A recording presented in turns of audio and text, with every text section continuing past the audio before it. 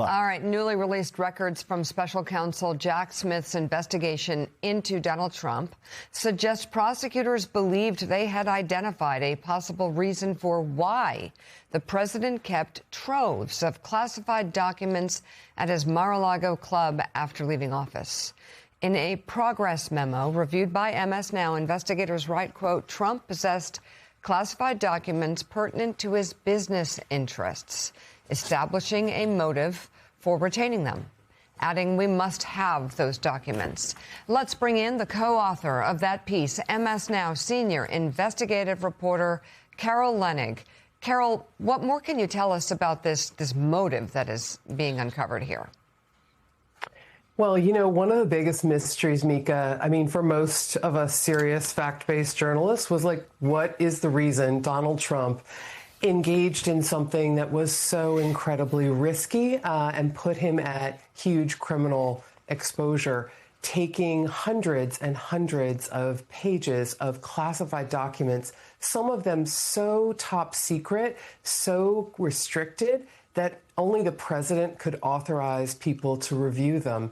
Why did he take these things from the White House in January 2021 as he left office and Biden assumed control of the presidency?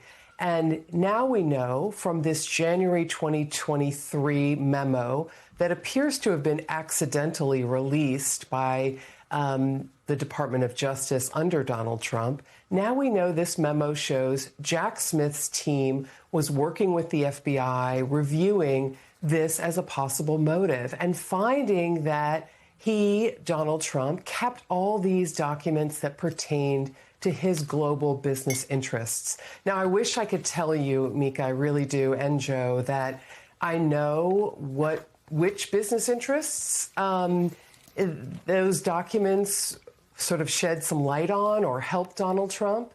But, you know, we've known for a long time that Donald Trump is laser focused on his business, said he basically separated himself from it in his first presidency, but never really did. And now we have evidence that Jack Smith believed this was a very possible motive for Donald Trump in putting himself in the crosshairs of a criminal prosecution. And, you know, Carol, the other thing these documents remind us of is just how extensive and serious the smuggling of these documents to Mar-a-Lago was. Congressman Raskin writing in this letter to the Attorney General that some of these documents are so sensitive, only 6 people in the United States government had access to them. And the idea that since then the story has been an attempt, anyway, to be whitewashed by President Trump and his administration, saying that there was an FBI raid while the FBI executing a legal search warrant after months and months and months of the National Archives asking politely to have these classified documents back. It just shines another light on how serious this story is.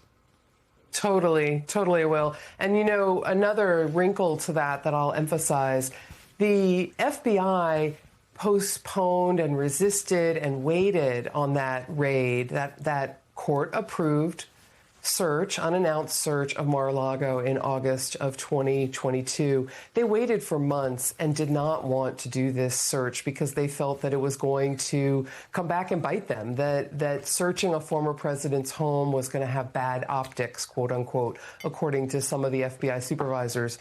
But they were ultimately pressed by the FBI director, Chris Wray, and the deputies because they had a witness inside Trump's Mar-a-Lago office who had pictures of multiple boxes of records. So they knew that they knew very certainly that Trump had not complied with a federal subpoena to return those classified records. Again, raising the question, why in the world would Donald Trump both take and then lie about having these records? Now we know, at least, that Jack Smith thought a business interest was at the heart of this.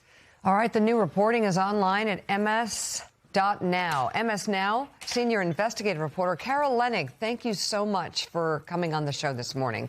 And still ahead on Morning Joe, we're going to bring you the latest on DHS funding negotiations as travelers continue to wait in long lines, including in Houston, where TSA wait times have been 3 to 4